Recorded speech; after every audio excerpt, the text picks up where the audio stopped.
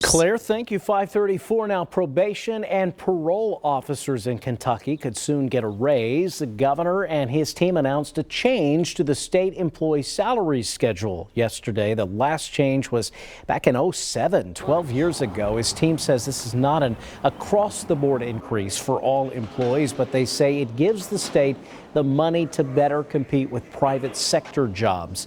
Governor Bevin says that will help recruit and retain employees here in Kentucky.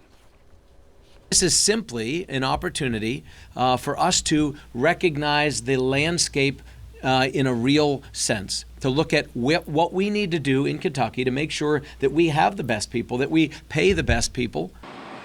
The governor says this increase starts with the probation and parole office, but other groups could be eligible as well. An American Airlines flight bound for Lexington from Charlotte made an emergency landing at a Tennessee airport. This happened just after 10 yesterday morning. Airport officials say there were reports of smoke inside the cockpit.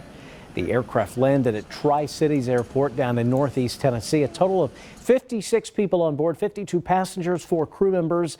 Local emergency authorities say they were not needed at the scene. A Whitley County man accused of shooting and killing his girlfriend last month is still on the run this morning, and authorities say Nicholas Rucker is believed to be armed and dangerous. Yesterday, the Whitley County Commonwealth's attorney compared the search for Rucker to looking for Bigfoot.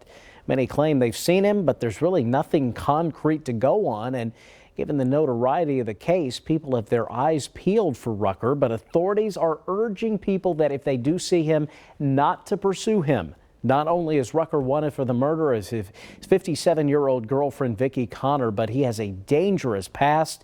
His criminal record is extensive, and it includes time in prison for the murder of his own son. Police want to catch him before he hurts anyone else. It's fair to say he's not a dumb person. He's quite intelligent. He's available to evade police successfully, and he's kept his whereabouts relatively unknown. Behind the scenes, the testing of DNA and ballistics continues, but the Commonwealth's attorney says there is no case to prosecute until Rucker is in custody.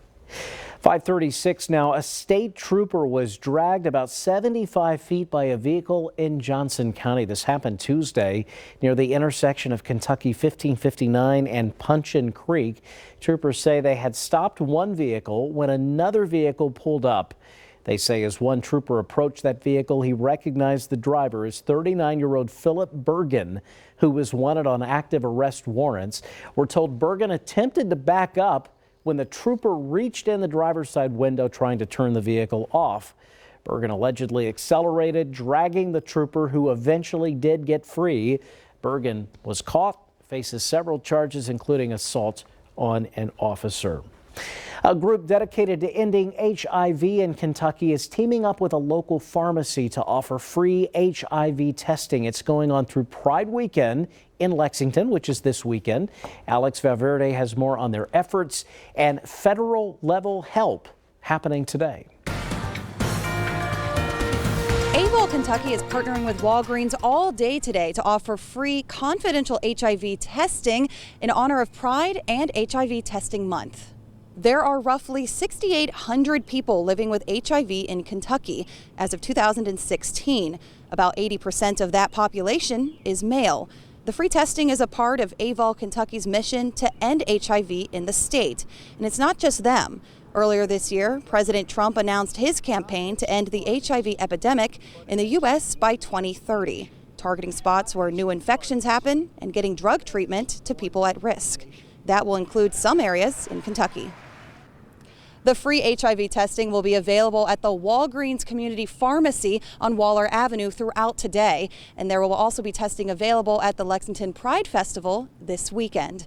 In Lexington, Alex Valverde, LEX 18 News. Thank you, Alex. 5:38 now with the 4th of July holiday next week. It's a week from today. The Consumer Product Safety Commission is warning people about the importance of fireworks safety. The agency put on their annual demonstration yesterday at the National Mall in D.C. The new data reveals just over 9,000 fireworks-related injuries were treated at emergency rooms in 2018. Experts say you should light fireworks one at a time, never throw or point them at another person. You should also never relight or pick up fireworks if they fail to ignite. And young children should not be allowed to light or play with fireworks, even if an adult is present. You can find a full list of safety tips online at the Consumer Product Safety Commission's Fireworks Information Center. It's 5:39. Let's cover your world here on LEX 18 News at Sunrise. The crisis at the southern border has triggered action in Washington and across the nation. Susan McGinnis has the latest, and we do warn you, this report contains a graphic photo that many will find disturbing. The growing humanitarian crisis at the border, forcing lawmakers on Capitol Hill to take action. The bill, as amended, is passed. The Senate passed its own version of a bill providing billions in emergency aid for migrants, which must now be reconciled with a House measure passed on Tuesday. This with the humanitarian situation at the border worsening. How could President Trump look at this picture and not understand that these are human beings fleeing violence and persecution? Emotions running high after this heartbreaking photo of a father and 2-year-old daughter drowned in the Rio Grande River, a picture that's come to epitomize the dangerous trek migrants make to the U.S. I don't want to see another picture like that on the U.S. border. As the world learns more about the young Salvadoran father and his toddler daughter who lost their lives, President Trump blames Democrats. Open borders mean people drowning in the rivers. Change the law. They have to change the laws. That tragedy follows disturbing reports from this facility in Clint, Texas, where hundreds of migrant children were removed after complaints of inadequate food, water, and sanitation. The spectacles motivating Americans as well.